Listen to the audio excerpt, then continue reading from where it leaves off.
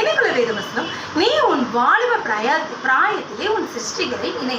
தீங்கு நாட்கள் வராததற்கு முன்னும் எனக்கு பிரியமானதல்ல என்று நீ சொல்லும் வருஷங்கள் வராததற்கு முன்னும் சூரியன் வெளிச்சம் நட்சத்திரம் சந்திரங்கள் அந்தகாரப்படாததற்கு முன்னும் உன் சிருஷ்டிகளை நினைன்னு சொல்லிட்டு பிரசங்கி 12:1-2 போட்டிருக்கு.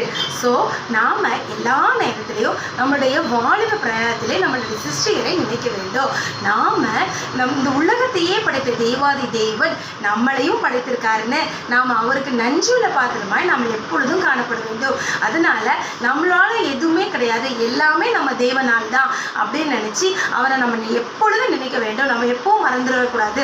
ஏன்னா நமக்கு எந்த தீங்கும் வர்றதுக்கு முன்னே நம்மளுடைய தேவனை நம்ம நினைச்சுக்க வேண்டும். இந்த சூரியன் சந்திரன் எல்லாம் அந்தகாரப்படறதுக்கு முன்னே, உலகமே அழியறதுக்கு முன்னாடி நம்ம தேவனை நாம் பற்றி கொண்டு அவரை நினைத்து நாம் வாழ்வோமானால் ஆசீர்வாதங்களை பெற்றுக்கணும். Okay friends, bye, have a nice day.